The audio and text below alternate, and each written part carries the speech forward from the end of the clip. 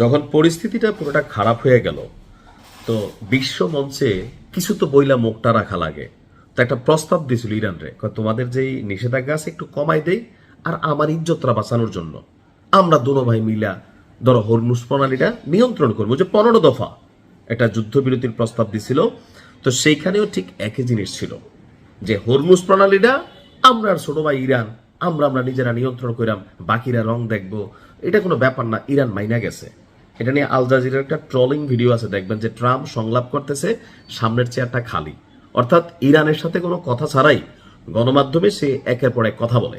তো যাই হোক, এই যখন অবস্থা, তো যখন ইরান এটাকে প্রকাশ করছে যে ট্রাম্প তো দূরের কথা, টয়ের সাথেও আমাদের কথা হয় নাই, তখন ট্রাম্প একটু যে স্থল অভিযান করবে বা হরমুজ প্রণালী নিয়ন্ত্রণের জন্য মিত্রদের যুদ্ধ জাহাজ টাহাজ ডাকলো, তা আসলে কেউ যখন সাড়া দিচ্ছে না, তো নিজেই কয়েকটা যুদ্ধ জাহাজ পাঠাই দিল হরমুজ প্রণালীকে নিয়ন্ত্রণ করতে, অর্থাৎ বিশ্ব জ্বালানি করিডোরটাকে, যে মানে ইরান যাদেরকে অপছন্দ করছে তাদের জাহাজ গেলে এখানে জাহাজ প্রতি সাইজ ভেদে $20 লক্ষ পর্যন্ত টাকা দেওয়া লাগে।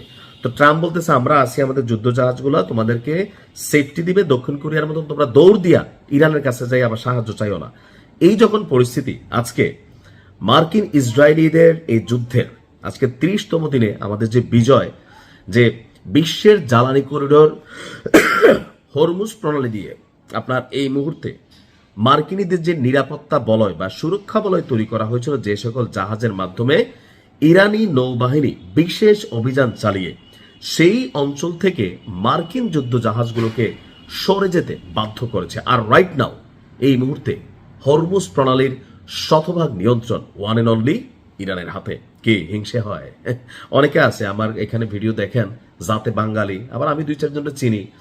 আসলে খারাপ মানুষ যেগুলো বোঝা যায়, দাঁড়িয়ে তো বড় রাখলে হয় না। তুই যে ভিতরে ভিতরে হারামি 2-4টা আছে, আমি তোদেরকে চিনি, তো তোদের কিন্তু দেখলেই বোঝা যায় ভিতর বালা না, উন্নতি করতে পারতি না, বিদেশ আসোস ঠিকই, কারণ তোর ভিতর আসলেই খারাপ, মানে প্যাস লাগাই না, কথাবার্তা কস আর কি, তুই বুঝিস, তোরই কইছি বাতি যা। হ্যাঁ, আচ্ছা যাই হোক, তো আরব সাগরে মোতায়েন করা মার্কিন যুদ্ধ বিমানবাহী রণতরী ইউএসএস আব্রাহাম লিঙ্কন, এই জাহাজটাকে ইরানের যে স্পেশাল নৌ ফোর্স আইআরজিসি, তারা এত পরিমাণ পানির নিচে দিয়া, পানির উপর দিয়া, শর্ট টাইপের ঊর্ধ্বগামী না, মানে যেগুলাকে খুব জাহাজের কাছাকাছি লেভেলে পৌঁছানো যায়, বলছিলাম না যে 100টা ছেদ করছে, তো এটাকে গুরুত্বপূর্ণভাবে রিপেয়ারিং করার জন্য এটার জায়গা থেকে সরে যেতে হয়েছে।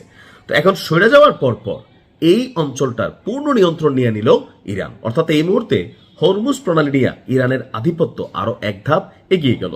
ইরানি গণমাধ্যমের খবর অনুযায়ী একজন ইরানি নৌ কমান্ডার এই অঞ্চলে মার্কিন বাহিনীর বিরুদ্ধে প্রতিশোধ নেওয়ার হুঁশিয়ারি দিয়েছেন। তিনি বলছেন যে এই মুহূর্তে ইরানকে আমেরিকা কি দৌড়াইবে, ইরান নিজে অপেক্ষা করতেছে কখন মার্কিন যুদ্ধ জাহাজগুলো ইরানের কাছে আসবে, যে আসো আসো কাছে এসো, ভালোবাসা দেব তোমাকে।